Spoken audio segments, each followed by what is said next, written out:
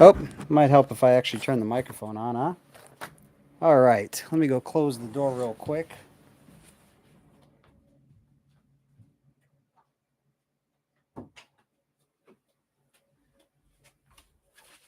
All right, so hopefully you can hear me. Um, if not, let me know. Let's go ahead and start a little bit.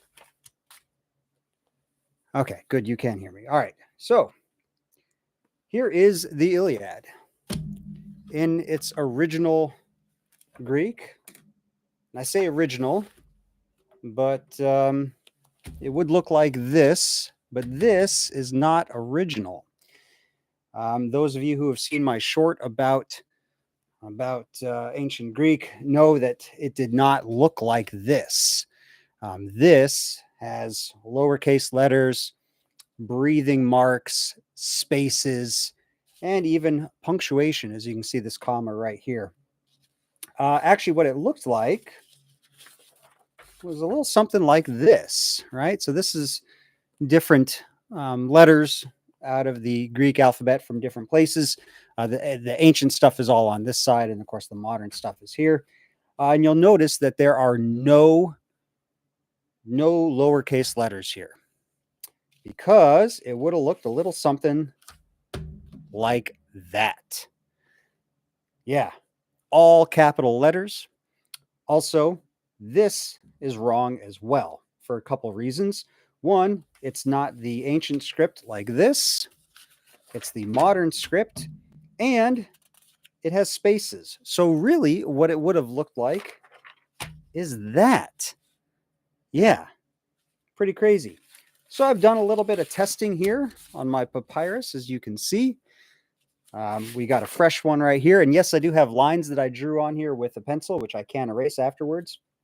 They, of course, would not have had lines. The Papyrus itself kind of gives you some lines, but they were also professionals, and I am not. So I drew lines on there so I don't make this end up looking like a 5-year-old wrote it.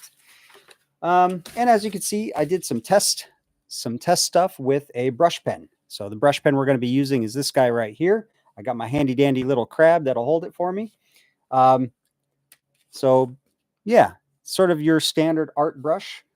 If I can unscrew it here without getting ink all over myself, you do have a little cartridge here. This will also take the cartridge adapters, which I do have cartridge adapters, but I ended up buying up a whole bunch of these dirt cheap. So we're just going to kind of burn through them as we can. So that's what we're going to use. Yes, they would have probably used a paintbrush instead, but I don't really feel like doing that. So we're going to use the brush pen. But first, we are going to have to figure out the script. So let's go ahead and go to this. Let me talk a little bit about Homeric Greek. Now, hey, Dragon's Clutch. Good to see you. Homeric Greek has been described. Oh, you know what? Let's get a better light on too, because we're going to lose some light here in a bit. Homeric Greek has been sort of described as Ionian script, which we'll use most of this. However, we might kind of do some crossover into some other scripts, specifically this one, because I don't like that one. We might go a little bit more modern over here, but we'll see how that ends up turning out. It turned out kind of okay on this example here. The line is hard to get to go through all three without making it all funky, but we'll try it. We'll see what we can do. Yeah. So the big thing, of course, is that yes, I did enslave a servant of Poseidon as my stylus carrier. Yes, that little guy right there. The big thing to remember is that the language that I learned, the ancient Greek language that I learned, was this, right? Was this with the lowercase letters, the breathing marks, the spaces, all of that.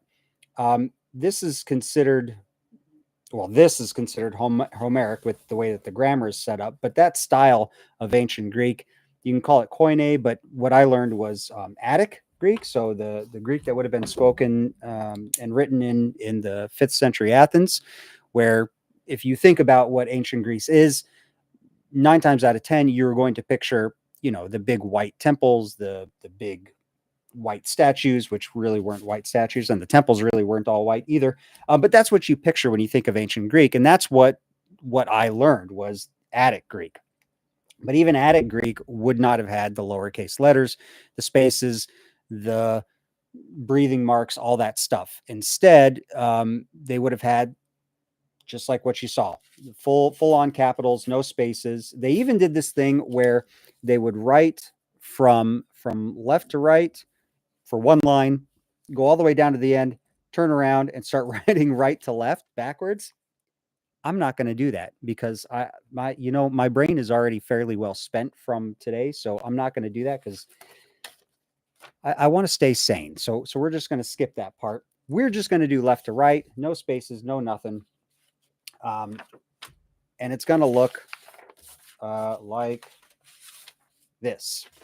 But like I said, we need to figure out the script. So a couple things about this. You'll notice that there are multiples of how things look. And like here as well. So if we're going to stick to Ionian, or mostly Ionian, Ionian shares this guy here with the rest of them. So we're going to do, well, I guess it also shares that one. You know what? Let's do this one. Let's skip this guy here and keep to the standard row capital letter. That's R, not H, or a P, believe it or not. We are also going to stick with, this guy for mu, this guy for nu, because they just look cool for one. They don't look modern. And for lambda, we're going to stick with that guy as well. For this one, I did, on my tests, it didn't come out too well with the X or the dot. The dot looks kind of all right.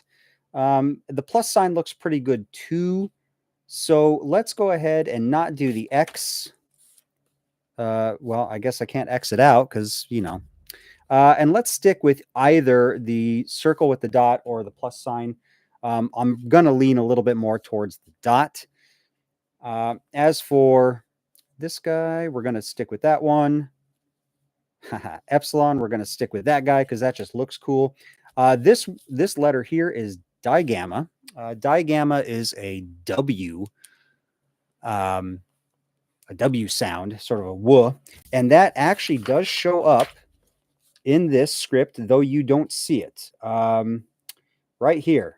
So you have this word A-N-A, and that would be basically X. So onyx would actually be, and this is a word you should know if you've watched my Bronze Age Minecraft series, wanox with a W sound. So we're going to insert a digamma right there in the middle. Question, why does Ionian have omega, but none of the others do? That is a great question. I have no idea. I really don't. I don't know why Ionian has omega, but no one else does. Modern has omega.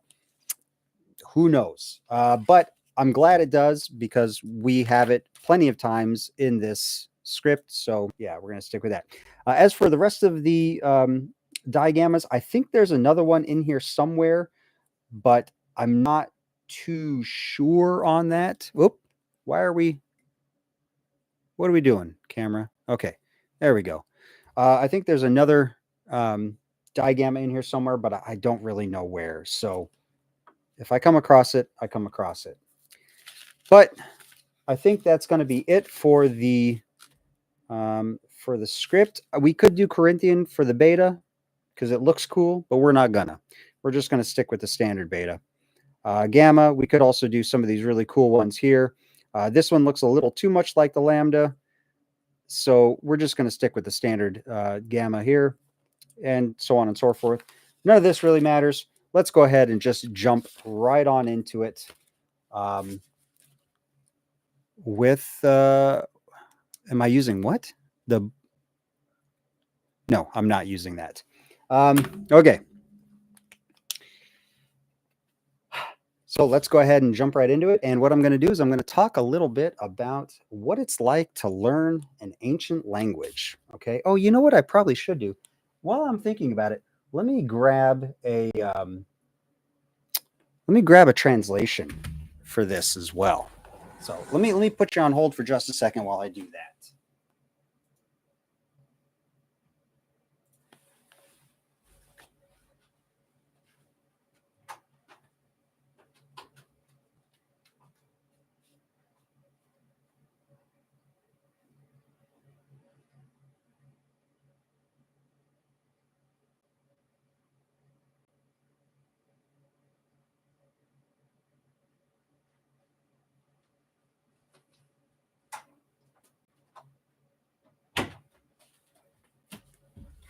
Okay, you see that? I had days to get this ready, and I still forgot something.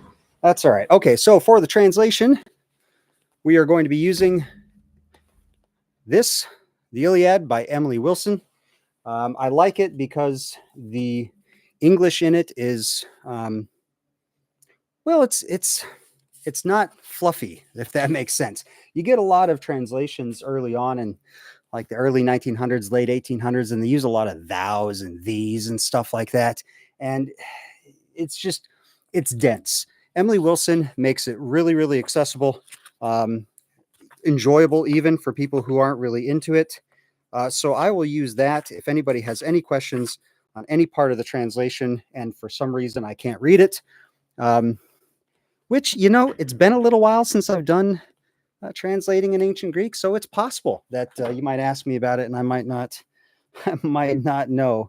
I was actually just talking with my advisor about that today, but I do know some stuff. So let's go ahead and start. Let me check the chat real quick. Oh, that's cool. Writing the Iliad on papyrus with a reed pen and ink made with soot and gum Arabic. Yeah, heck yeah, I would do that too. Um, but you know what? I don't know. I can't commit that much. Hey Z, good to see you. So I'm going to try to keep an eye on both the screen and what I'm writing on to make sure that it's in the camera and focused. So let's go ahead and start with the very first word, which is Mainen, which means rage. Oops.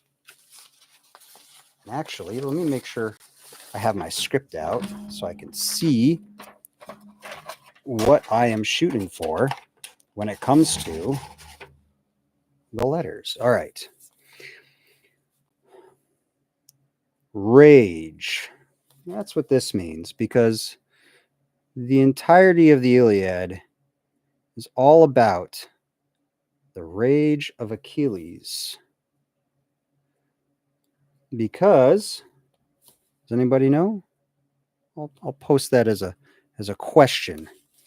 Does anybody know why he was so pissed off, and who he was pissed off at? I mean, this is pretty basic stuff. You should probably know this. Manen. So that's rage. No, not testosterone. Well, I mean, yeah, lots of testosterone. No, he is actually angry at Agamemnon for taking his woman, because next word is Aida. Oops. See, I already screwed up. There we go. Because back then, see, I already screwed up. I'm trying to talk and do this at the same time, and I already screwed up my E. Hold on, let me go get another piece of papyrus.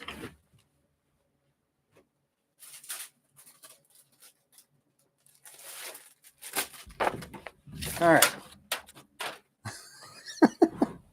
All right. I guess we're just diving in without the lines.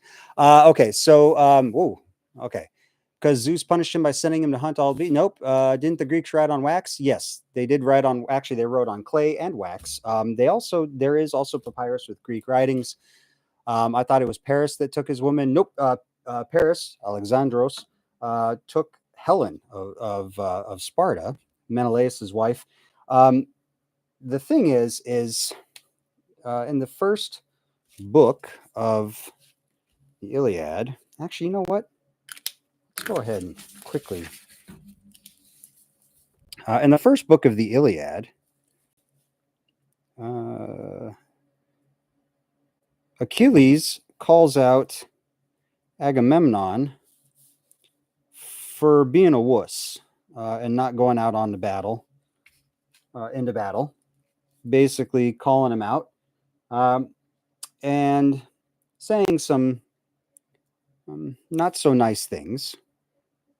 And to that, Agamemnon decides that, you know, he needs to punish Achilles. So he decides to take Achilles' woman, who he stole basically during a raid, because back then, women, well, back then women could be property of of during things like this. We have tablets talking about women as sort of war prizes and stuff like that, and to us it may seem absolutely and totally barbaric, and it is, but that is unfortunately the way of the world back then. You can't change it. It's kind of what it is. So the way I like to describe it to people is, he basically took Achilles' pay, is what he did, because women were what you won when you fought these things. So it's kind of messed up. It's not kind of messed up. It is messed up. It's totally messed up. But that's sort of the way of the world back then. So yeah. And let me tell you, talking while also trying to do this is one heck of a chore. Okay, Mainin. Now, that looks very, very different than the same word with lowercase letters. So, yeah, there we go. So let's keep going. All right, so what I did, as you watched earlier, is I went through and I sort of did the corrected letters, because I know my brain and I'll just see the N and write it as an N, which I did earlier on the Papyrus and didn't even catch it. Look at that. Oh, bam. Didn't even catch it. So, yeah. So let's keep going. All right, so Mainin, rage. Oh, that was a lot of exposition about one word. See, look at that. I already...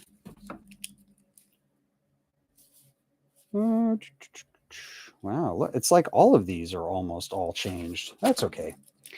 Next word, Aida.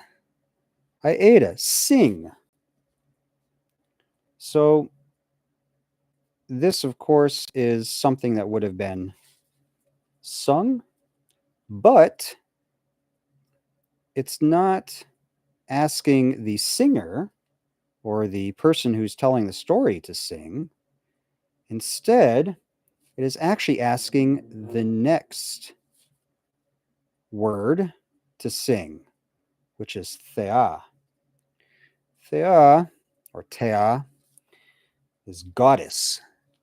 Rage, sing, goddess. And then, since that's an incomplete statement, we go into the next one, which I believe is the son of Peleus. And who is the son of Peleus, you may ask? Well, we're about to get to that.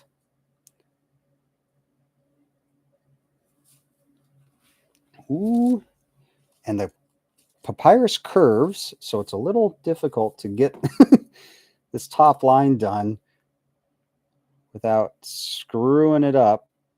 There we go. There we go. All right. This is the son of Peleus. Achille.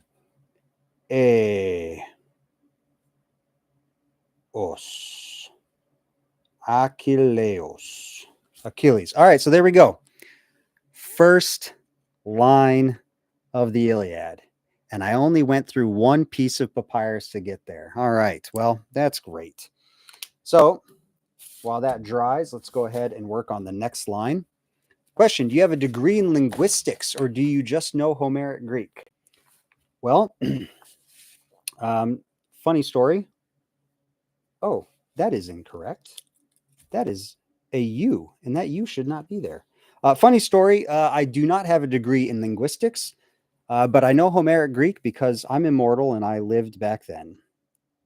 No, I'm not only an archaeologist, but I'm a classics major. So my professional experience is in Southwest archaeology. So I've been a Southwest archaeologist for well over a decade. But my academic, my schooling portion is in classical archaeology. So that's how I know. Or maybe I'm really immortal and you just don't know. No, I'm not. I'm not immortal. Or am I? No, okay. All right, so I'll stop. All right, so let's just go ahead and go through and fix some of these letters to look like the script that we're going for. I'm surprised at how many of these are needing to be changed. Maybe I should have gone through it line by line and just done all of them. Yeah, well, gamma's fine. Two different epsilons there. I don't know what happened there, but yeah, all right. And there's that, and that. Oh, okay, so that's not so bad. That's pretty decent. Okay, so moving on to the next line. This is where, I mean, I remember some of it. So I think this is the part where they talk about how he's doomed and he's going to send people to their death and stuff like that. So yeah, doom and gloom. Here we go. Whoop. Well, kind of screwed that up. That's okay. We're going to Bob Ross it and call it a happy accident. Okay, there's that. And that. All right, so you asked about me knowing Homeric Greek. I actually, like I mentioned, oh, look at that. I already screwed up. We're going to go like that. Okay, yeah, there we go. That works. We're just going to keep going. I'm not going to go through all 20 pages of papyrus every time I screw up. Maybe I should have done this on clay or wax. That way I could erase. Oh, well, we're just going to keep going. In the grand scheme of things, you won't be able to notice that. And actually, that's wrong anyways. We're still not going to fix it. But remember, we're doing the crazy E's with this one. So, yeah. So I went to school, classics major, after becoming an archaeologist, going to school to become an archaeologist. And part of the requisite for that is learning either ancient Greek or Latin. I didn't care to learn Latin, which, funny enough, I'm now in Latin. I'm not going to say I was forced to do it, but I was convinced to do it because, well, it just makes sense. Because, you know, classics major, you got to know Latin. Even though I'm probably never, ever, ever going to use it. It's okay. It's fine. Anyways, a couple of things that I would recommend if you decide you do want to learn any language, really. I mean, an ancient language specifically, is to really familiarize yourself with the parts of speech in whatever language you speak. English, most of you. most of you, speak English on this channel watching this. I know because of my demographics. I see my demographics. Um, and what I mean by that is learn things like, what a participle is, or what a nominative case noun is, something like that. Because if you don't know that stuff going into a language, it just sounds like they're just making shit up. The amount of times that I would hear them talk about, some sort of part of speech and they would give it a name. Um, and I would have no idea what they were talking about. And I would have to, quite, feeling a lot of shame after class, look up what a participle was. It's kind of embarrassing. But when you have been out of school for quite a long time, um, you don't think about stuff like that. So, second line. Ulomenen imuri akaiois algae etheke. Yeah, etheke. Let's see here. I think that's the caused the Achaeans great pain. So sing goddess, the rage of Achilles, son of Peleus, who caused the Achaeans great pain. And I think this line is probably the one we're going to talk about, sending people to their death. Didn't care for Latin. How did how often do you think about Rome? Rome? Never heard of her. Yeah. Know about, yeah, don't know what that means. Yeah, I kind of had a feel of it's like watching someone do their homework. Actually, this is a lot like watching someone do their homework. I did think about doing homework live because I thought it would be interesting, but it would ultimately be boring. Because I have a class right now where we are having to translate German articles and stuff like that. Because the Germans did a lot of stuff in archaeology in Greece, but never really. I mean, they published, but they didn't really publish in English. So yeah. All right. So we're here to this guy, Psy. Let's do a real cool Psy. We'll do that one because that's kind of cool looking. So, anyways, I'm working on a German article right now that is about the way in which people feel when they enter, or how people probably felt, I should say, when they entered into Tiryns, going up to the main part of the citadel, and how it was designed to sort of intimidate people and make them like sort of look at things in awe, which is kind of a cool idea, really, when you think about it. And the article's really awesome, but it's all in German. It's not translated into English, and so I'm kind of stuck having to do that. So I thought about live streaming that, but that's probably pretty boring.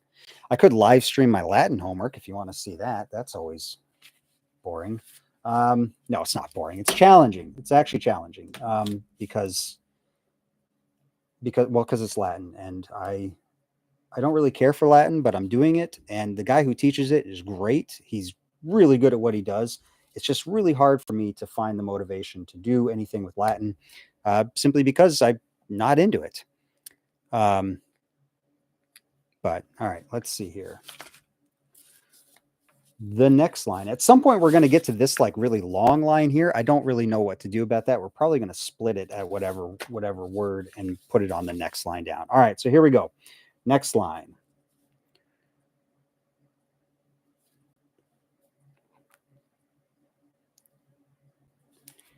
One of the things that was hard about learning ancient Greek as well, versus learning something like Latin, is that ancient Greek has its own script that's different than English, right? English is my primary language.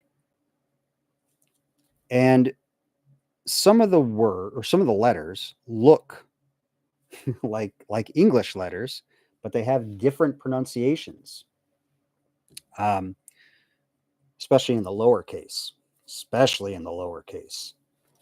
And so it's pretty difficult when you're used to seeing something that looks like a V have a V sound. And, in Greek, it's an N. It has an N sound. So, well, I guess that's sort of the same thing with Latin too. The V has a W sound, a W sound, but at least that's a little bit easier. All right, what am I doing here? Okay, I'm getting distracted. There's that. Femina in urbe est. Yeah, okay. The woman is in the city. All right. Is that a movie quote or something? All right, here we go.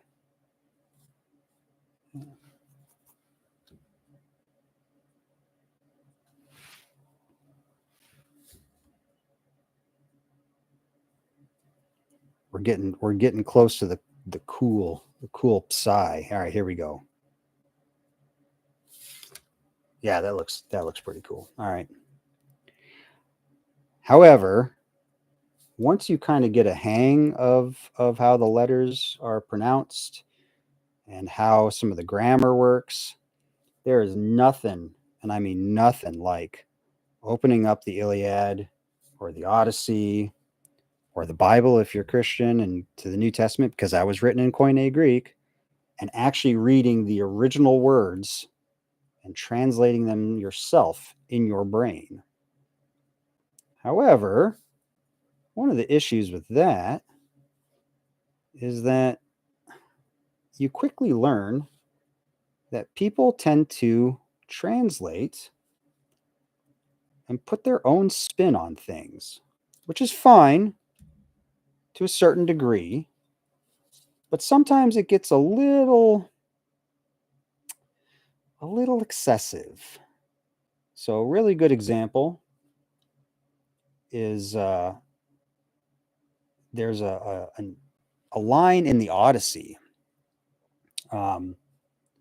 where Telemachus is at the palace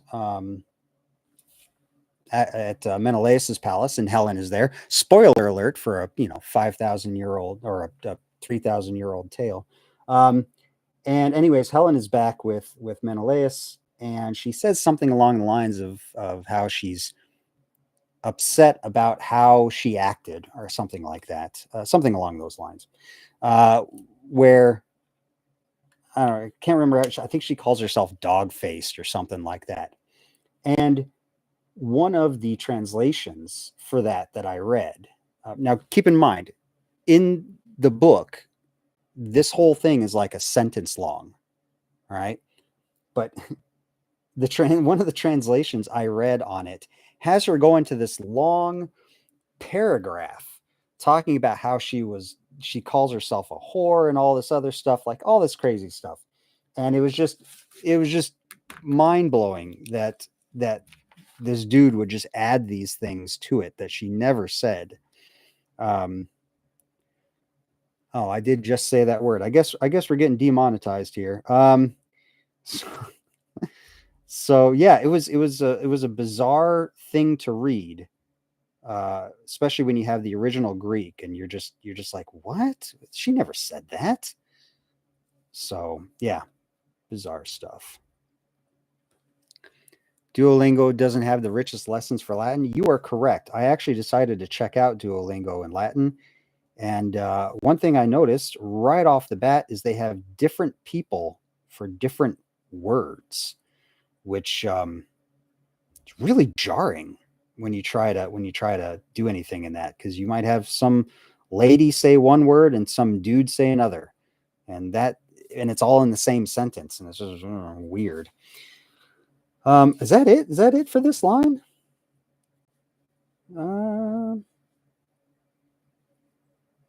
Yeah, I guess so. All right, we're going easy on this next line. Oh, let me tell you what this line that we just did meant. Yeah, he caused the Greeks immeasurable pain, is what Emily Wilson says. So let's see what this says.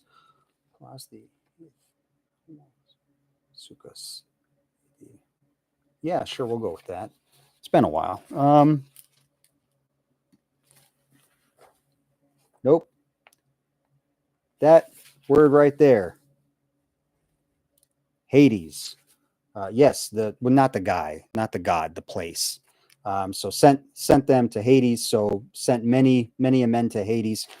Basically, what they're saying is that Achilles was so upset and so mad about Agamemnon taking his woman that he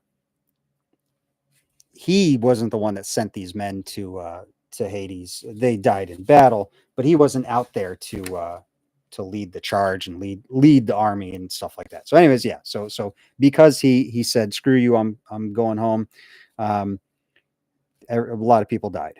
So they have a lot of faith in Achilles and his abilities. All right. Whoop. Oh, look at that. Got to do it again. Ooh. Yeah, it looks fine. Once this whole thing's full of this writing, you won't even be able to notice. Man, I should have bought that tube of liquid papyrus so I can use it on here. No, there's no such thing. Okay. So hit me with some questions. Let's talk about what it's like to learn an ancient language, or maybe you want to know what it's like to be an archaeologist. Maybe you want to know what it's like to do classics, or what it's like to go from being a Southwest archaeologist to doing something in classics. I will preface this. I have done many an excavation, but never an excavation in Greece. So if you're going to ask me about excavating in Greece, unfortunately, I have nothing to give you on that. I can tell you what I've heard from other people to a certain degree, but I can't. I got no experiences to tell you about. Yeah, yellow out, not white out, yellow out. Oh, I wonder if yellow out. No. See, I just lost my place. Okay, here we are.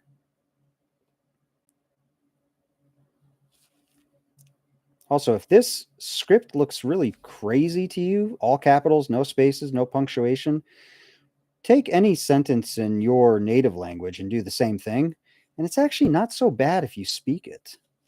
If you know it, it's actually a lot easier than you would think. I'm still not going to write it backwards. That's crazy. Oh, look at that. Man, we are just clipping along. We're going pretty fast here.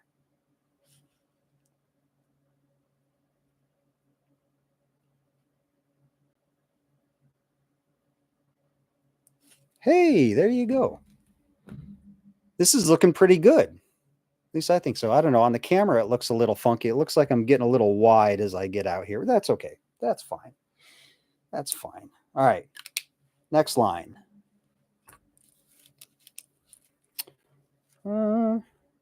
There's that. That.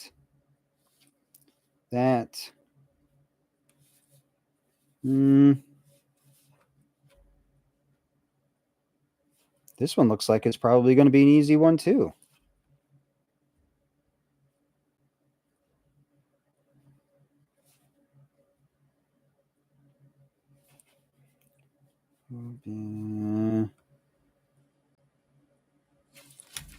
That can't be all of it. That is all of it. All right. Yeah, some of this is pretty easy. Good luck being dyslexic back then. Yeah. Well, okay. With that, I will say that if you were dyslexic back then, you probably had it a lot easier than now for a couple of reasons. One, not everyone was literate, right? So not everyone could read and write. So you were probably fine if you were in the lower class. If you were in the upper class, I don't know. I honestly don't know what would have happened. Um, this is going to get unwieldy real quick.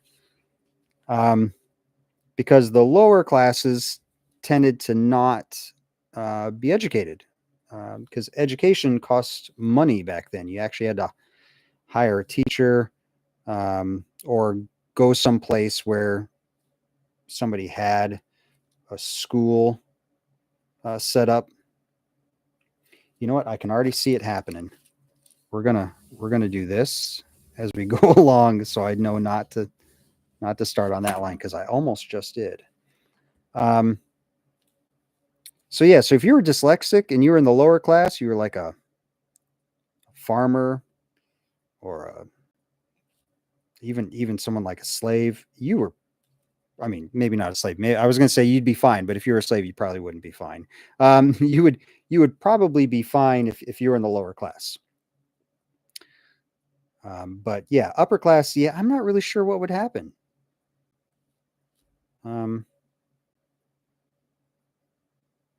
I don't know if we would even be able to tell if somebody was dyslexic or not. I mean, we could assume that they weren't if they were illiterate, unless they had some weird way of overcoming it. I don't know. I'm not dyslexic. I don't know how hard it is to overcome something like that.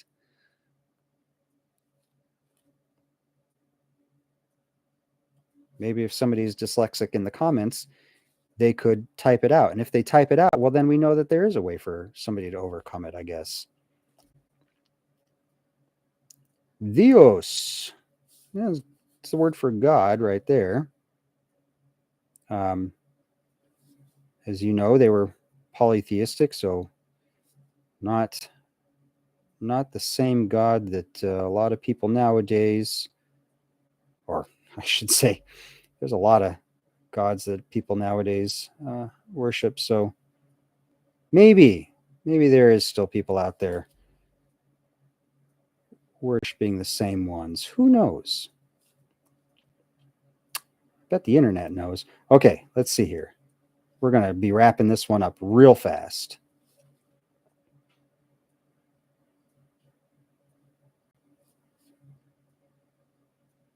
Look at that. Not so bad. Not so bad at all. You've heard that dyslexia is really only a problem when you speak a language that doesn't have a phonetic alphabet. All right.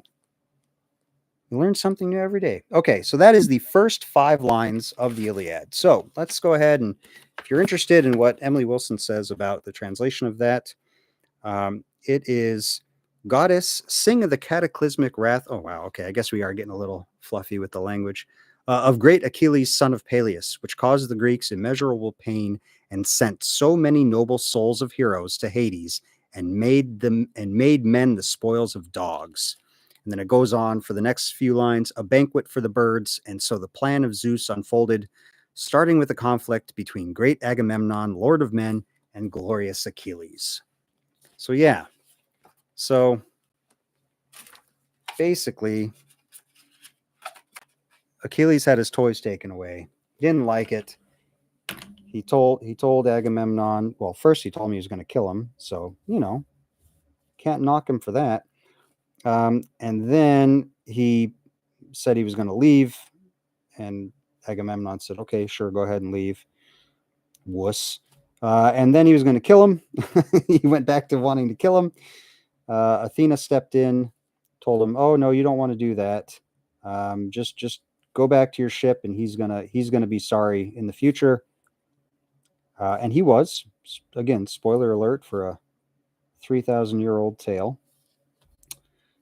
And then, yeah, lots of other things obviously happened. Wow, this one's going to be an easy one too. Man, we're getting all the easy ones with these first lines. All right. Let's just keep going.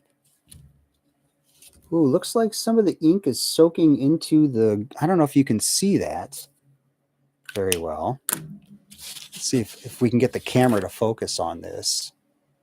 some of the ink is soaking into the, you see that right there where it's like soaking into the grain.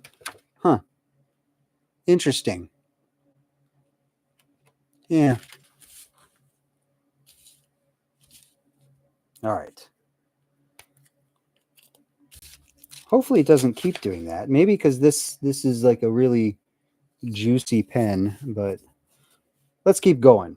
This looks like a short line too, so we should be good.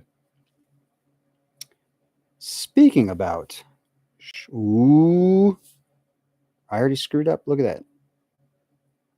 That's all right. No one will notice. No one will notice. Don't you dare tell anyone. No. All right. Close enough. All right, that's fine. It's fine. Speaking about short, so this is all supposed to be a poem, and as such, would have been sung when they did the reciting of this, or performed, I should say. Performed is a better word. And a lot of times when you say the word poem, there's a very specific thing that you sort of imagine when somebody says poem, and that is something that rhymes. And yeah, that wasn't really a thing. Rhyming was not what they were looking for when it came to poetry. Instead, it was actually sung to a, well, they call it a meter, but it's basically like a cadence. And so when we talk about longs and shorts in Greek poetry, what we're actually talking about is the way that sort of things are pronounced. So if you're saying Mainin, you're not saying Mainin. Instead, what you're saying is something like Mainin, and so it'd be something like Mainin I A de, like that, where it's like it's got this sort of beat to it, and that's kind of how they did. That's how they did poetry back then. It didn't rhyme; it just had a beat to it. Which is kind of an interesting way of thinking about it, or interesting thought, I should say, because it would be interesting to hear someone do that nowadays with a modern song. It wouldn't take off at all because everyone's used to music and lyrics rhyming, but it would be kind of interesting. And let me tell you, when you get somebody who does this sort of correctly with the right cadence and the right sort of inflection and the right passion behind it, it's really good. I've seen a couple people on YouTube, sort of do the reciting at the cadence, and a lot of them are okay, but I've yet to come across one that really sort of like gets you to think, yeah, that's really good. And sort of gives you that sort of chills type feeling. Ooh, we are gonna just barely get this one in. I'm getting bigger with my letters. I might have to tone it back just a little bit. But yeah, that's looking pretty good. All right, let's go ahead and check the chat real quick. Wonder if we would find similar bleed through on some of the preserved papyri, like those X-ray and similar images that are increasing in popularity. Well, it's funny you should mention that. Hold on, let me grab this printout real quick. So I was originally going to show you, or I was going to base a lot of this off of the Dervini papyrus. Here is, let's see here. Let me find a good. There we go. That's a picture of the Dervini papyrus. Granted, I think most of this is just being eaten away or burnt or something. Maybe, I don't know. I'm not up on the Dervini papyrus. But I mean, some of this might be bleed. Who knows? I'm not really sure. But it'd be interesting to see. One of my professors during my undergrad was a papyrus guy. He was a papyrologist, um, and so he was always like doing cool stuff with that. So I don't know. Maybe I could shoot him an email and ask him, because that's an interesting thought. I always wondered if there was like different handwriting styles that you could tell who wrote stuff. And I know there is that way with some of the linear B tablets. I know you can tell certain people that have written things, but I don't know if it's the same with Papyrus. Okay. Next question. Would you ever do a Minecraft live stream? Maybe. I'd actually been thinking about that because I watched Oda's live stream, and it was pretty cool. And I thought, oh, you know what? Maybe I should do something like that too. That would be neat. Um, and yeah, who knows? Maybe. I mean, it'd be hard to do. Like, I don't know if like I can't do it with the Bronze Age Minecraft, because I'm already like 2 episodes ahead of what I already have posted. I try to keep a bit of a buffer going, but I don't know. Maybe we do a live Q&A or something, where I just sort of wander around the Q&A world, or maybe I convert my old Bedrock world into Java and show you my original Bedrock world when I was first checking out the game to see if it was viable to do, some cool stuff on.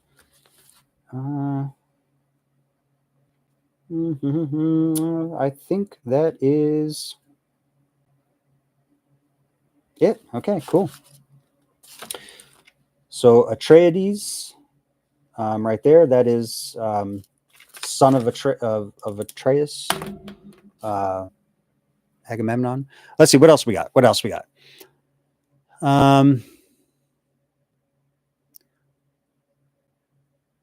What? Okay. Lots of straight lines. Would you ever do Elden Ring archaeology? Ooh, are you not a fan of soul likes? Well, so the thing about like the Elden Ring and the Bloodborne and all that stuff, and this is something you should totally understand about me, and this might make a little bit more sense. Is I really suck at video games.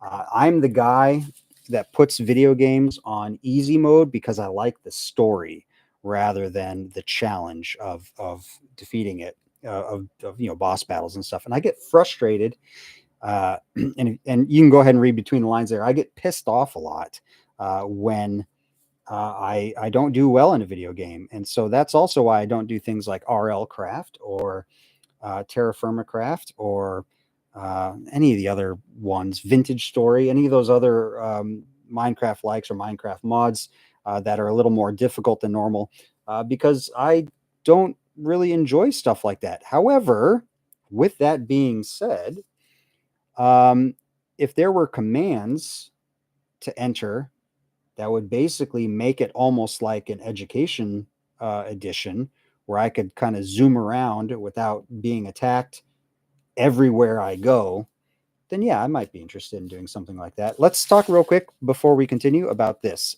You'll notice I inserted the digamma there. So we're going to do that here as well. Digamma looks a lot like this epsilon, but instead of 3 little fingers that come off, it is just 2. Okay, there we go. Wanox, king, but more than just king, sort of the king above all, I guess would be a good way of putting it. Let's see what other questions we got.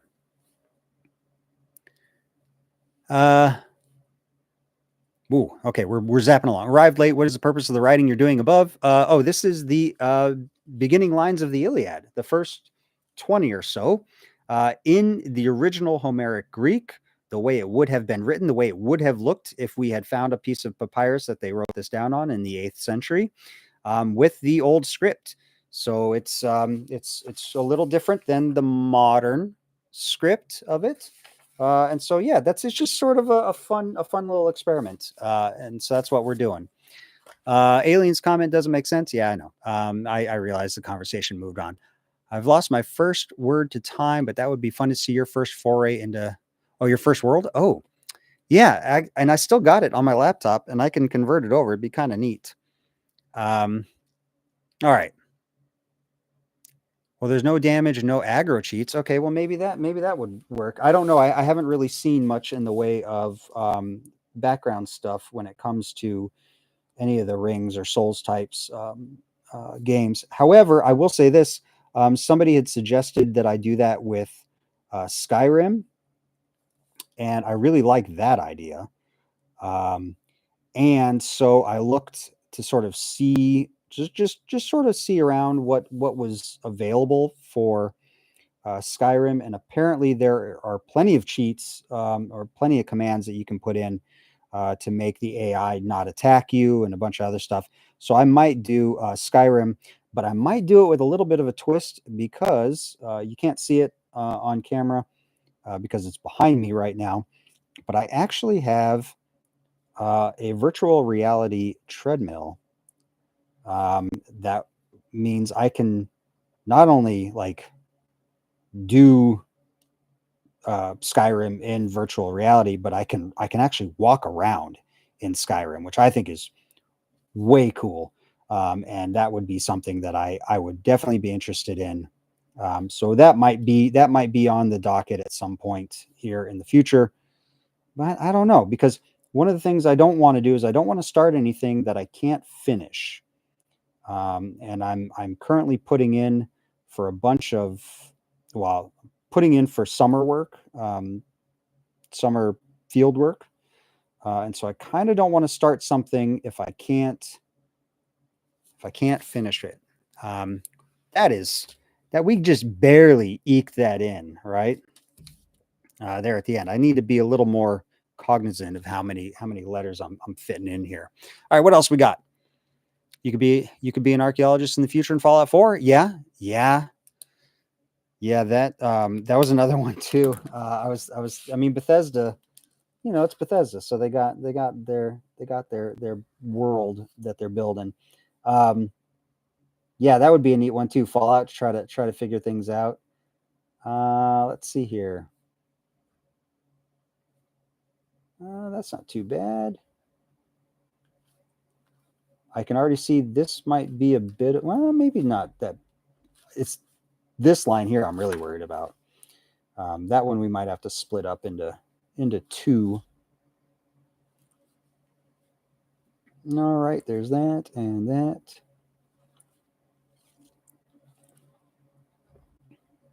So far, so good. It's looking pretty neat. I think so, at least. I am biased though. So, all right. That looks pretty good. Let's just keep on it. Wait, how many lines? So 1, 2, 3, 4, 5, 6, 7, 8, 9. So here's line 10, 12, 15. Here's 20. Okay, perfect. Uh-oh. There it goes. All right.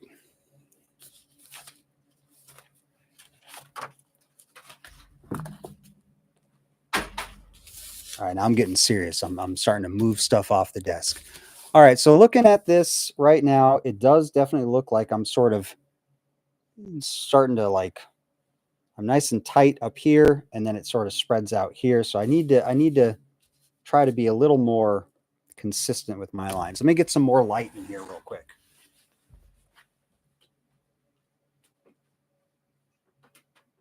Okay, that's better.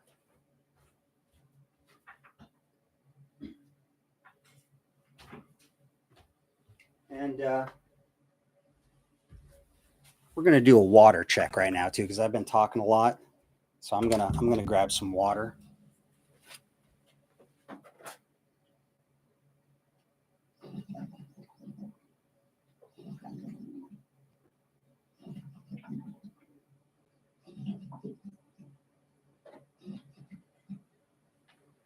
Okay. If you haven't had water in a while, you should go get some water. All right. Yeah, got some of that water too. All right.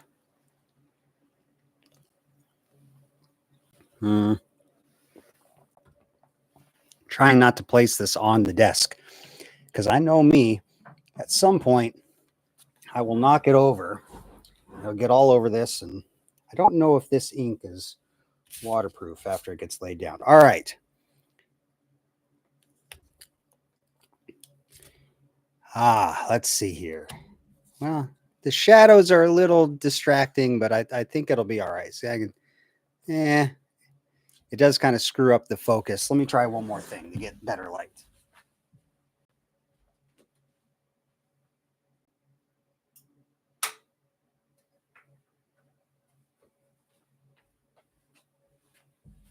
All right, we're back where we started. That's okay.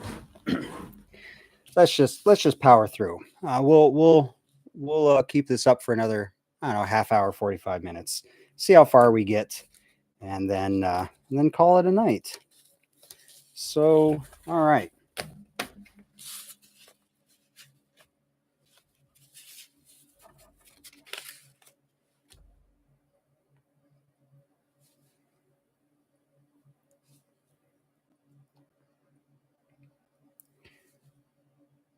So yeah, I definitely want to check out some stuff in Skyrim to do some archaeology there.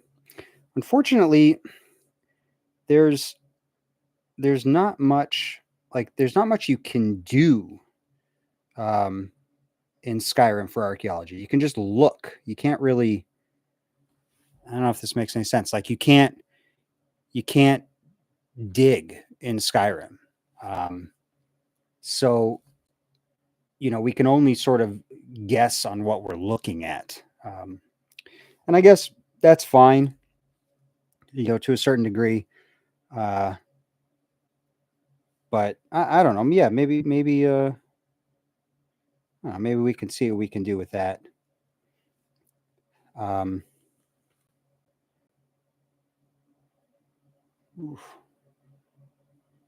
Yeah, the plus sign is not coming out too well. That's okay. A thin light box with a grid on it. Oh yeah, so there you go. That wouldn't be too bad. I mean, I've got this, this hobby mat which has a grid on it, but you can't really see it through the papyrus. And the papyrus kind of has a grid to it. I don't know. I think with a little bit more practice, I might get better too with it. So there's always that.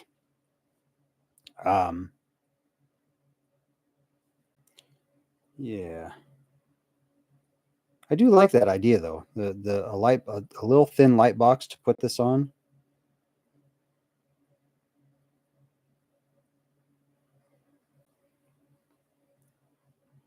Okay. By the way, we started the stream a little late because OBS and YouTube were not wanting to talk to each other. I set up the stream with OBS. I told YouTube I'm doing the stream, and then I went to OBS and told it, all right, we're going to start the stream, and it said, nope, can't talk to YouTube. So I went to YouTube and said, hey, I'm going to start the stream, and YouTube said, nope, something else is using your webcam. And then everything I found online ended up not working out. So you don't get any background music, unfortunately. I did have a nice, cool, like ambient background music that was going to be playing in the background, but yeah. Uh-oh. I think I'm going to run out of room. Oh no, start compressing. Max this thigh. Ooh, maybe. Ooh, okay. Just barely got that one in. I know I've been saying that for every single line, but I keep doing it. Okay, so that one's done. That one came out pretty good. I know I say that for all of the rest of them too, but that did come out pretty good. All right. So there's that. Okay. that. That.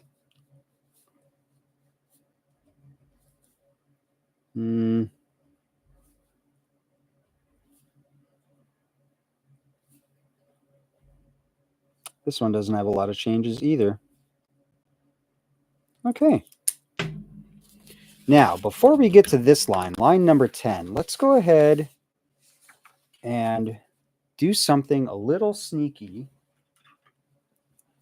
Let's divide up the words here for number 10. There's a split. There's a split. Chardon. Orse, Cacain, Lecanto, Deleoi. Okay, so maybe get to here and then go to the next line. We'll see. We'll see when we get there. But I think we might have to fudge it a little bit. All right. Next line. Oh.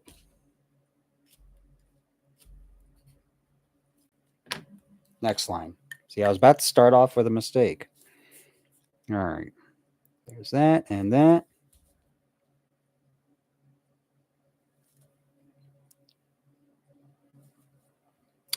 I will say that the one thing that I do regret with learning ancient Greek, and I thought about doing this when I was learning it, was that I did not learn this script at the same time as learning that script. And I really wish I had, because if you go to Greece and you look at any epigraphy, any of the carvings, right, where they carve messages onto stone and stuff, it's this type of script, not the lowercase stuff. And if you asked me to read this line right here, I would struggle. But that same line here, I would do all right, even with a bit of my, not having done it in a while. I would still do kind of all right. And so I do kind of regret not getting into the habit of learning the all capitals with no spaces, because I think that's a skill that benefits me. I could see why they don't teach that, because it wouldn't benefit like an undergrad or somebody who's just getting a degree in classics, and it makes more sense to learn that if you're doing it as like a grad student type thing, because that's what you need it for. But still, I would have liked to have done that. And I guess I could, when, go and like audit Greek 101 or something and just write down all the stuff in the capitals and do all the homework in all capitals and stuff like that. But I don't know. But if you are interested in learning an ancient language like ancient Greek or Latin, you definitely should.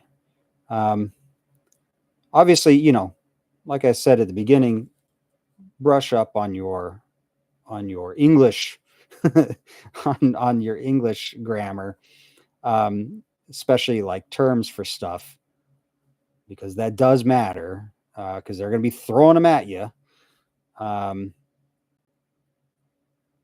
But yeah, it's really cool because you learn, well, especially with like Latin, you learn how sort of precise some of the Greek isn't as precise as Latin, but you learn how things are sort of precise and how things are made, how sentences are made and stuff like that. And it gives you a better appreciation for your own language, well, in my case, English. You speak sort of in the sort of casual tongue for so long that you forget what proper, sentence structure is like, and proper usage of certain words. And learning an ancient language sort of reinforces what those proper structures are. And it's nice. It's nice to have ablatives. Yeah. Oh, DJ. Yes. Kairete. So without going to Google Translate, can anyone guess what kairete o philoi is? Learn all your English ablatives. Yeah, now ancient Greek doesn't have ablative, doesn't have the ablative case. So you don't have to worry about that. As for the screenshot of Elden Ring on the Discord, yeah. Go post it on Discord. Discord, I'll tell you, a lot of my Discord's pretty chill and pretty relaxed for the most part. As long as you're chill and relaxed, you can post stuff like that and ask, and it's fine. It's fine. Just it's when people get a little too rambunctious that Papa Daskalos has got to come in and put slap the hammer around and tell him to knock it off, which I've only had to do a couple times, and it's fine. I'm a fairly chill person, and so I want my Discord to be chill, and so yeah, if you want to post that in Discord, knock yourself out. It'd be interesting. I would like to see it, and it'd give me a good idea on stuff. I do want to ask this though, and you can answer this in chat. Because of the insanity that is the cult of game theory. If Matt Pat has done any game theory on Elden Ring, I probably won't touch it because I'm tired of people coming on and being dicks about that, because it's frustrating when you're a professional archaeologist and you're going at something like a video game in the way an archaeologist would, and people come at you with what Matt Pat says. The guy seems like a really cool dude and all, and he has theories based on the game as a game, but that's not what I'm doing with some of the Minecraft stuff. Some of my theories when it comes to Minecraft, I don't actually think is what they intended with the game. I'm only approaching it through the lens of an archaeologist, and what it would mean if an archaeologist were to come across that. And I think a lot of people lose sight of that, and they lash out because they've heard another theory that they really like. So if Matt Pat's done anything on Elden Ring, I don't know. It'd be a hard sell for me because I'm just tired, man. Tired. All right. This next long one. So this is what we're going to do. We're going to shoot for getting in whole words, because they didn't have like the dash to come around to the other side to continue on a word. That wasn't a thing. So I think what we're going to do is we're going to shoot for this split right here between these two words and bring these three to the next line, because this I think is a little too long. Look at the length of all of our other sentences, all of our other lines. So I think this one here is probably going to be where we get to, but we'll see how far we get.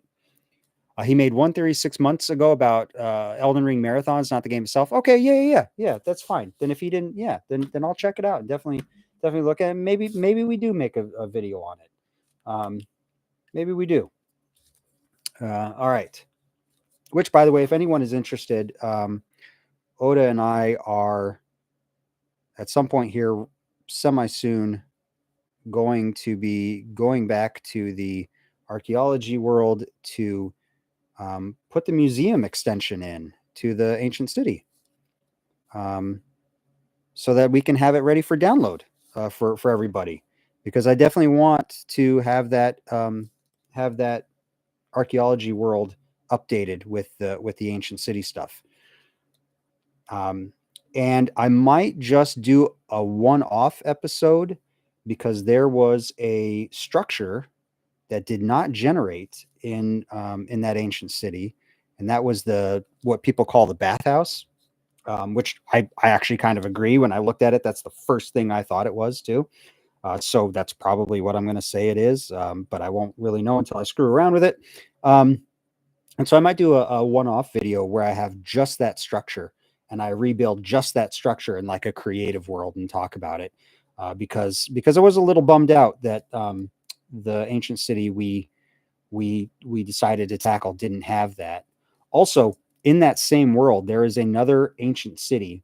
Um, the nearest ancient city to the one that we did is actually, I think, two ancient cities that sort of combined or something, because it's absolutely gigantic. And I'm so glad I didn't go to that one, because that one we still wouldn't be done.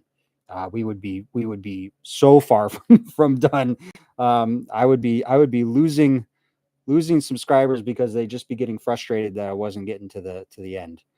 Um, so yeah, well, this is not too bad so far. Okay, so this is the word that we might end this line on. Let's see here.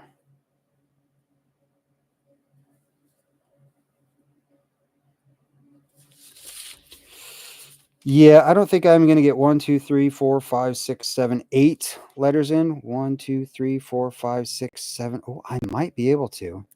1, 2, 3, 4, 5, 6, 7, 8, 9, 10. You know what? I might be able to.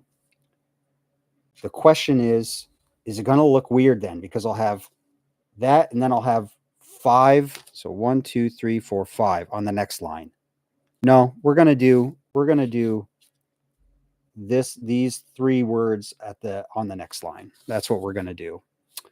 I have spoken. All right. All right. There's that. That.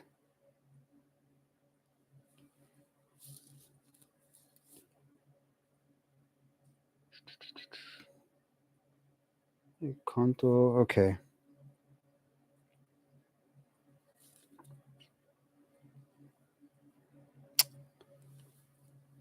Nurgle Gurgle asks, "Are you Greek?" I am not.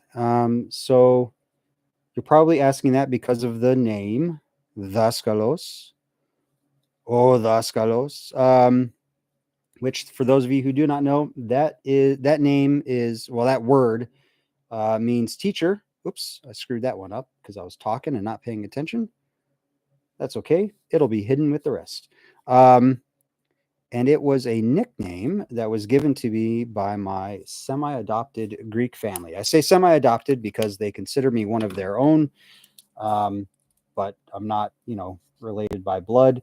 When you were growing up and you had that one guy who you called uncle, but he wasn't related by blood. He was just like your dad's really good friend, best friend, or your mom's really good best friend, or whatever. That's kind of where I'm at with this family. I'm blood, or I'm not blood, but I'm family. Um, so yeah, and I jokingly say like, oh, you're my semi-adopted Greek family, but it's not a joke to them. they they they they say no, you are. And honestly, Nurgle Gurgle, if you'd see me in real life, you would see that I'm definitely not Greek. I am blonde haired, light eyed, one shade darker than albino. The sun thinks about shining on me, and I have a sunburn. So no, I'm not Greek. Um, I just have I guess a love for the culture, and an interest in their history, because I find their history fascinating. And it's weird. I kind of always have, even when I didn't realize that I was interested in their culture, specifically their ancient history. Um, it's always kind of been there. So yeah. Wanted to also know about tagging you. Oh yeah. You can totally tag me in Discord. Yeah. Don't worry about overstepping your bounds with tagging me. Now, if you start posting like weird ass memes in there and tag me in that, then yes, we'll have to have a talk. But until then, no. Um. So all right. Also, My Greek is only so good. Modern Greek. So sorry, Dejat. Um, I am terrible right now. Um,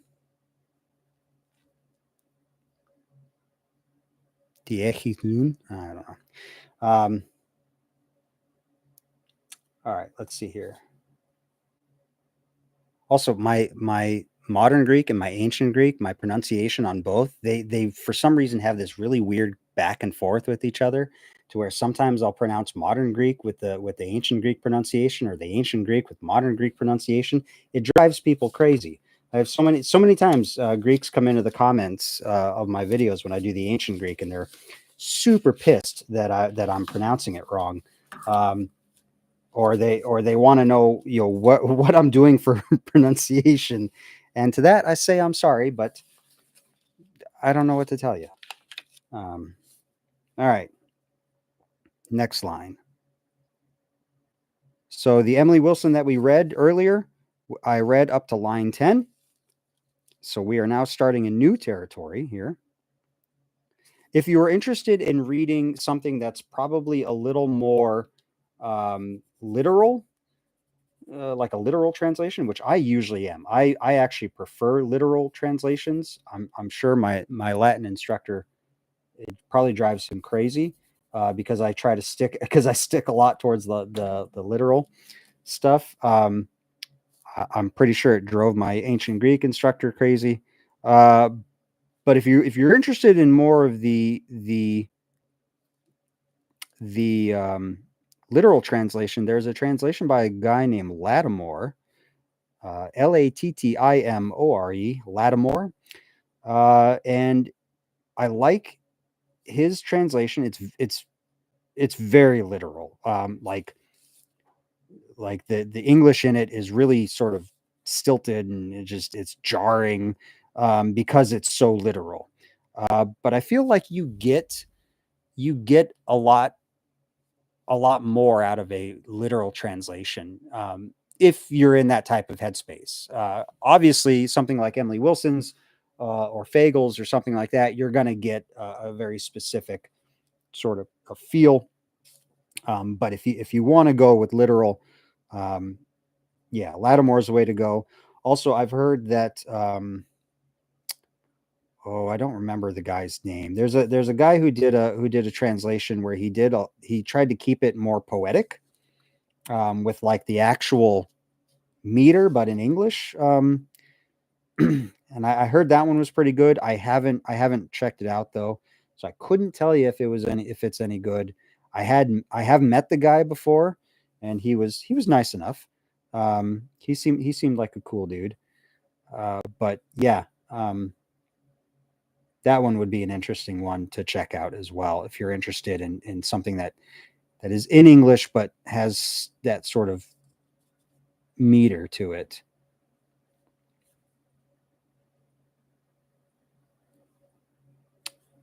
So we're zipping along here. We're doing pretty good. Oh, you like Lattimore? Nice. How long did it take you to learn Greek?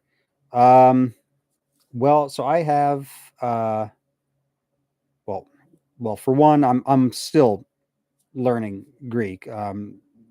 But generally speaking, I've had 4 semesters of Greek. So I had 101 and 102, which is your sort of your beginner Greek, which is your a lot of your grammar, um, your noun cases, your how to form verbs, things like that. Um, and then I had 201 and 202. 201 is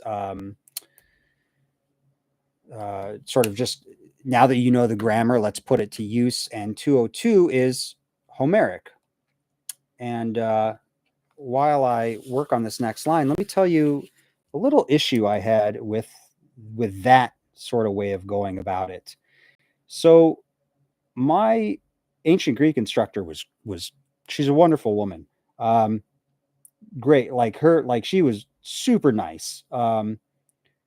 Unfortunately, I think she might have gone a little easy on us, and because of that, our progress was not as far as it could have been. I mean, she didn't need to be a hard ass, but I don't know. Maybe we're just, I don't know. Maybe we're just dumb. But you know, we were a little behind when we got to sort of the later stuff.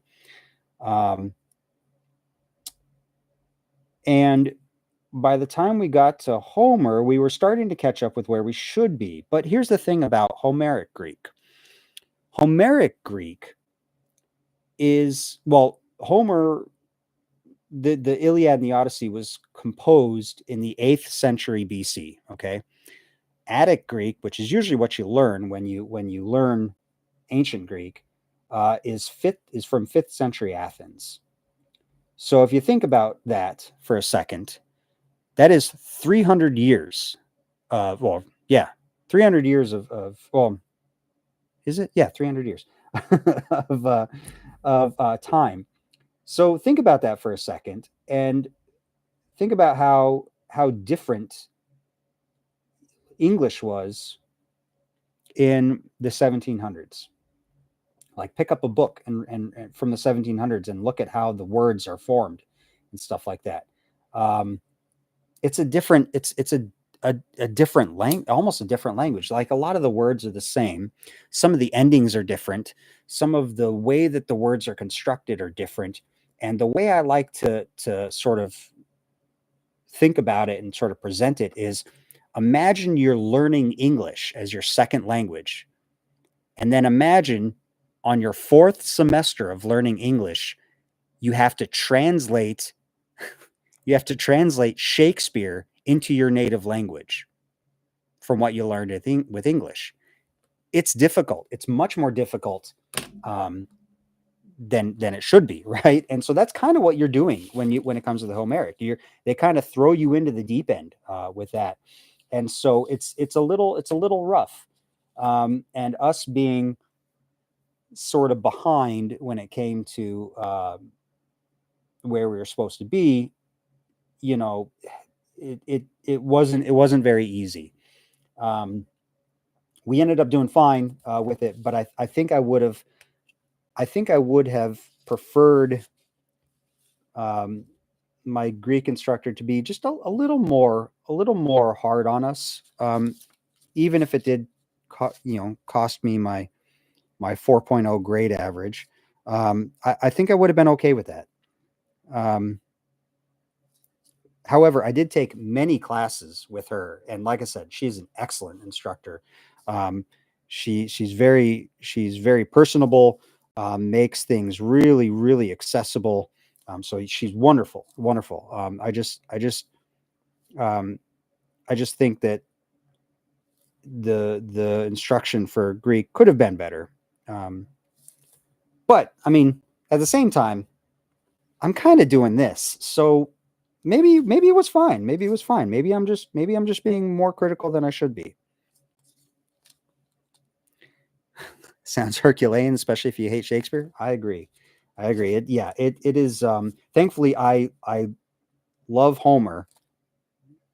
Don't ever take that out of context. And it, so like translating this, in the moment I was just like, I was eating it up.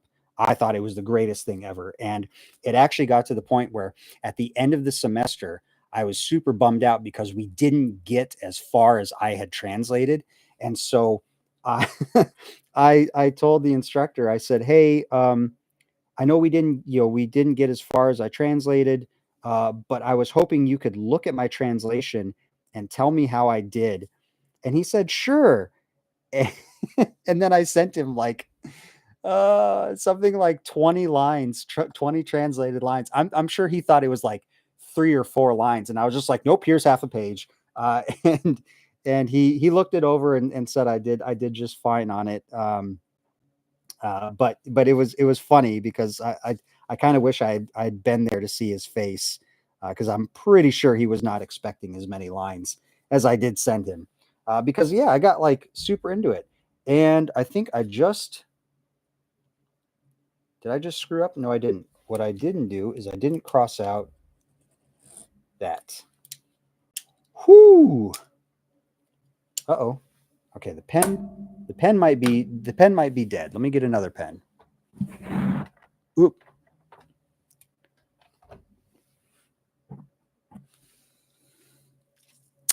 Man, so I know a lot of what you just wrote there, Dejat, but I don't know all of it. Um, I am terribly sorry, and I feel shame for not knowing that. Uh, because if my semi-adopted Greek mother were here, she would probably look at me with a lot of disappointment, and then I would feel really bad. Um, uh,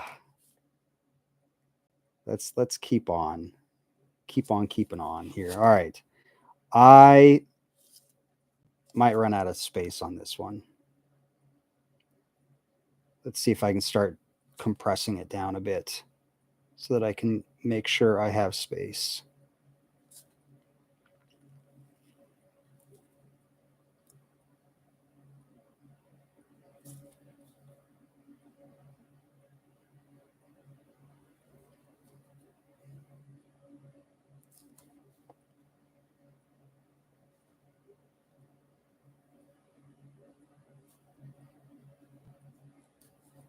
All right, yeah. Okay, I guess I didn't need to compress down as much as I did. Look at that. We are cooking with gas.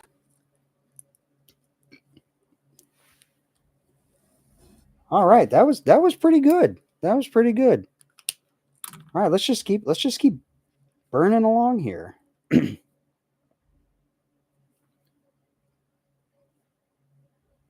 There's that. There's that. Okay, there's another one of those. Do the plus sign. Cool looking A. Another cool looking A. Even cooler looking E. An okay looking N. So cool looking pi. Another cool looking E. Another cool looking E. Another. Okay, just kidding, N. You look pretty cool too. All right. I gotta tell it that, otherwise it gets upset. All right, let's look at the comments here.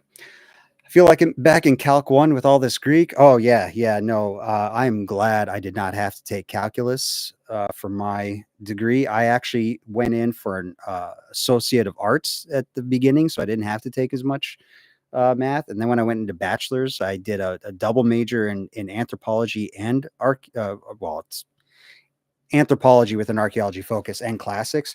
But because I'd taken already all those anthropology classes in community college, I was able to not have to take a bunch of those. So I didn't have to do hardly any math, thank God. However, I'm now in statistics, and let me tell you, it's rough. It's rough. By the way, actually, oh yeah, that's someone else. To learn the ancient Greek language, you must learn about a certain farmer, Dicaeopolis by name. The Tisa forgot to erase. That's all right. Dicaeopolis. I don't know who that is. I'm considering learning a second language, and Greek is up there as one of the contenders for sure. Heck yeah, do it. Greek is such an awesome language. I love Greek. I love modern Greek. The way that it sounds when you get the right person speaking it, it's almost like man, this is going to sound really dumb. It's almost like music. It has sort of a musical quality to it, and that you just don't get with a lot of other languages. I really like Greek. Also, ancient Greek. I've we had an instructor come and visit us. It was a friend of an instructor who was teaching the 202, and he came in and he told us something I will always remember. And he said, "Ancient Greek is a perfect language." Uh, and he went on to basically describe why that is. And basically, and this could be said about some other languages too, it's sort of a modular language. What I mean by that is you take a stem and of a word, and you give it different meanings by adding endings to it and adding things to the beginning. And so, like, for example, a verb, you can take a verb, a stem of a verb like run, and you can form 100 different variations. And I'm not exaggerating. You can literally you can form 100 different variations of that verb, and it will tell you things like, was it done in the past? Was it done in the past but is still being done now? Was it done in the past but is not being done anymore? Was it done in the past but you are still feeling the effects of it now? Is it going to be done in the future? Are you thinking about doing it in the future? Should you be doing it in the future? Should he be doing it in the future? Like different things like that. It's insane the amount of meaning that you can throw into words in ancient Greek. And it's true. It's true. Now, I will say that I'm learning Latin now. And it's very similar. You start out with stems and you add things to it and take things away. So yeah, he was right. But you could also probably say the same about Latin. But yeah.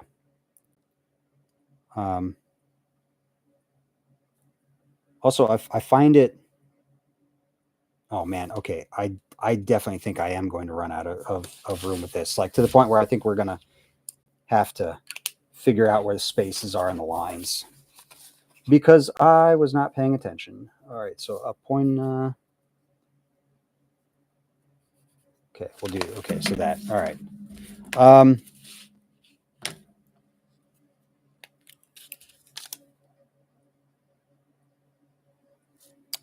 So yeah, so I'm learning Latin now, but I'm having trouble with it. 3, 4, 5, 6, 7, 8, 9, 10, 11, 12, 13, 14. Yeah, we're going to start a new line for a couple reasons. One, I'm finding it difficult to be motivated to study it because I don't really care for the language, which I'm sure my Latin instructor would be disappointed to hear. Also, an excellent instructor as well, very passionate about it. I really do enjoy learning it, from him. But yeah, it's so hard for me to get motivated to study it because I'm just not into it, man. Not into it. All right, so there we go. That one is done. Is this the same pen that I just was using earlier? Yes. Why does this even? Okay, you're gonna go down there, and I'll pick you up later. All right. All right. Let's look at the. Whoa. What do we got going on here? Athenase, which is most people I know have used to learn the. Oh, okay. Athenase. Yeah, I've heard of that. I've heard of Athenase as a learning software or learning way about going about doing it.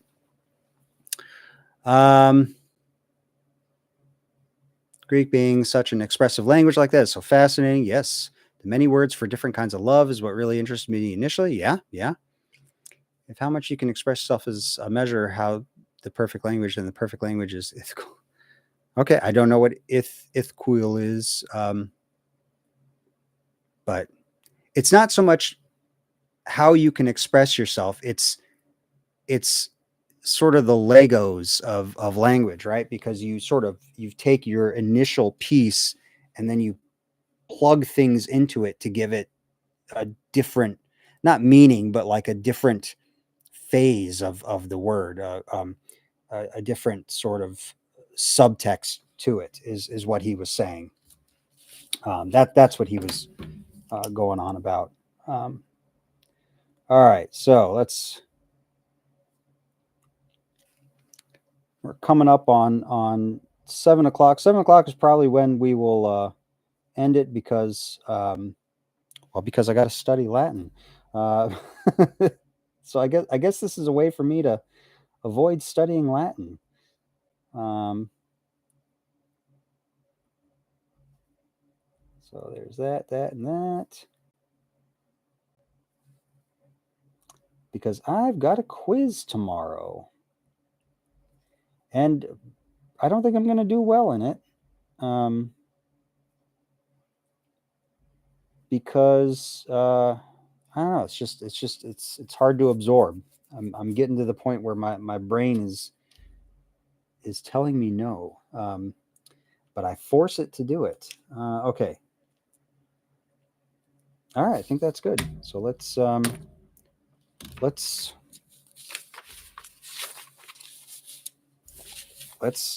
make sure that we can. Let's see. Apollonos. Okay. There. Yeah. Those two.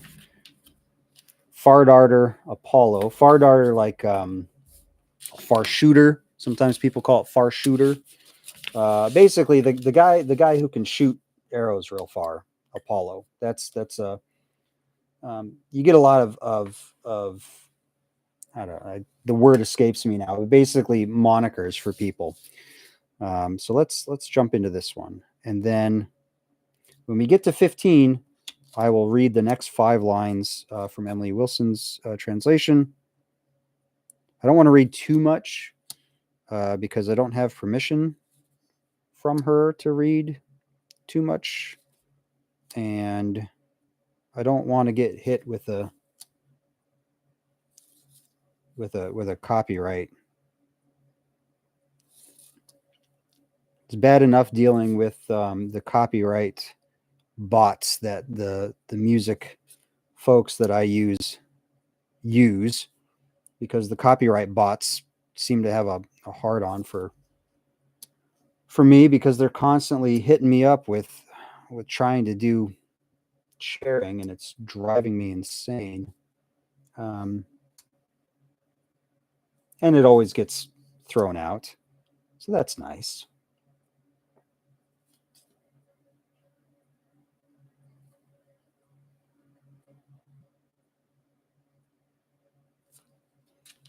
One, 2, 3, 4, 5, 6, 7, 8, 9, 10, 11, 12, 13, 14, 15, 16, 17. Let's see here. 1, 2, 3, 4, 5, 6, 7, 8, 9, 10, 11, 12, 13, 14. Okay, we can make it fit. We can make it fit. Let's start compressing just a little bit.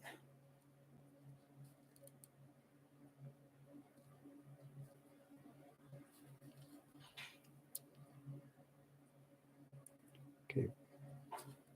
Bolo. Okay. Okay, bolu. Like I said, is far darter, far thrower. And basically, what they're getting to is right here, what they're kind of talking about is sort of what happens right after Achilles tells Agamemnon to pound sand, because Agamemnon, who's already ticked off, basically tells this dude who shows up to claim his daughter, who Agamemnon has, not the woman that Achilles had. Agamemnon had another one that he took in a raid as well. But the girl's father shows up, and he tells the guy to get bent. But the guy's a priest of Apollo, and so he goes and prays to Apollo, and Apollo takes out his vengeance on the Achaeans, the Greeks. So yeah. All right, what's chat looking like? With every case in existence. Okay.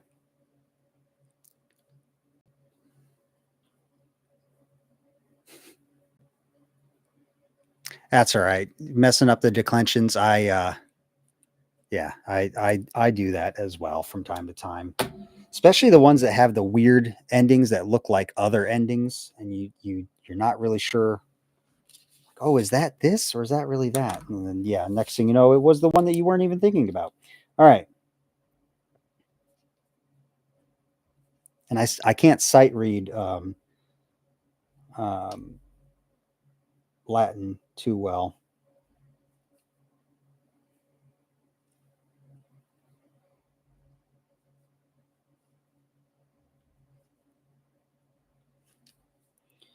All right. This one is looking pretty good too. This is another long one.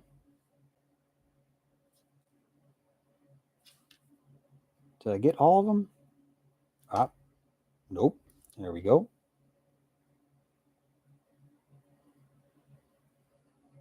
All right, looks good.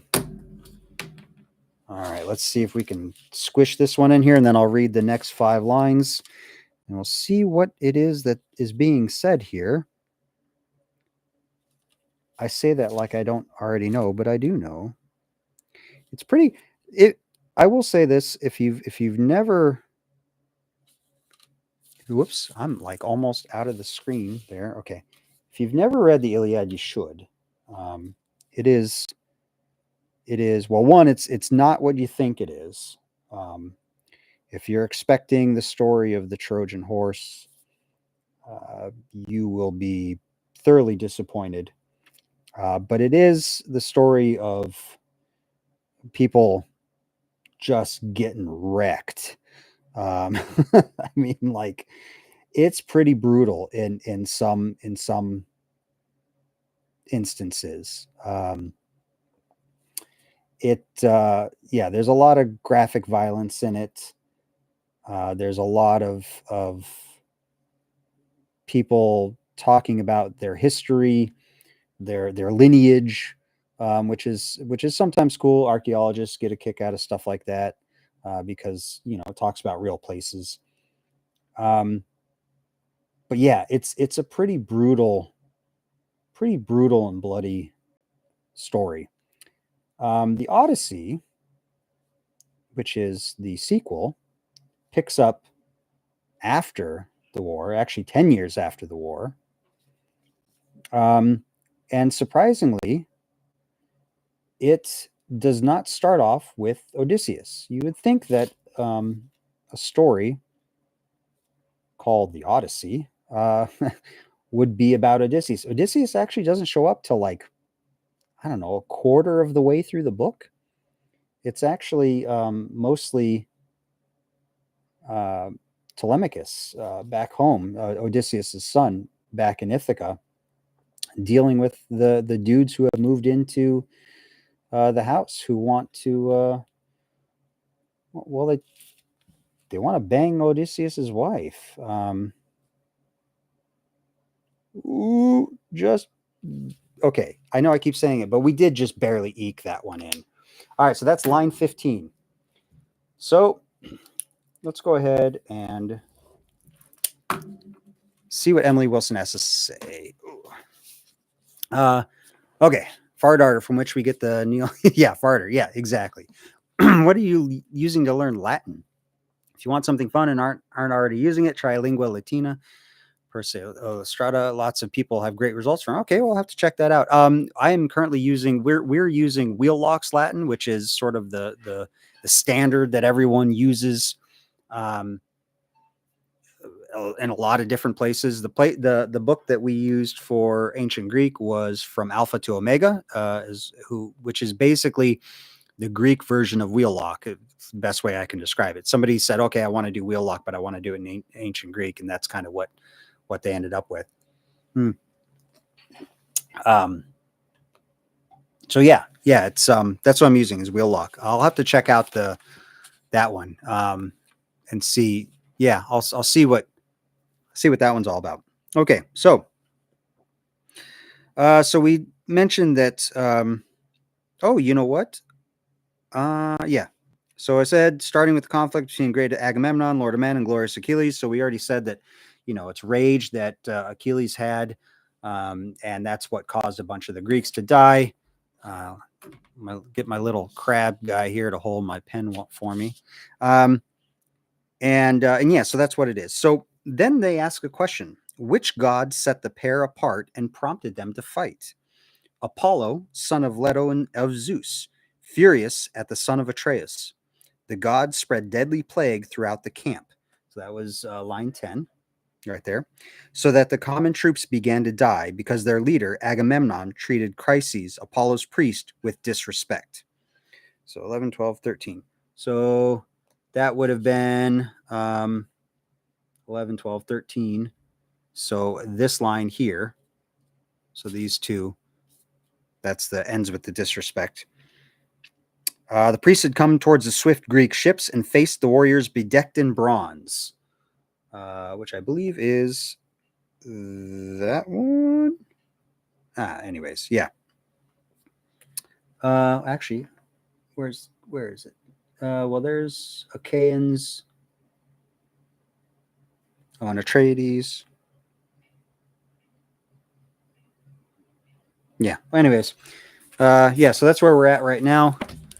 It is 6:58. We got 15 lines of the Iliad done on this little sheet of papyrus, which is looking pretty good, though it does definitely look like it's a little whoop, but I think it looks pretty good for now. We'll let this dry and see how it comes out, and I will probably post what this looks like on Discord after it's all dry. But there you have it. I think I'm going to go get some dinner in me, get some Latin studying done, and eventually crash out. So I hope you enjoyed this live stream. And yeah, let's do it again sometime. Maybe we'll do Minecraft. I don't know. We'll try something out. So that'll be it. If I can figure out how to stop this live stream here, we will go ahead and get that taken care of. So maybe I don't know how to. There we go. All right. I found the button. Hey, it's my first time. Leave me alone. All right. So we'll see you guys later. So have a good night.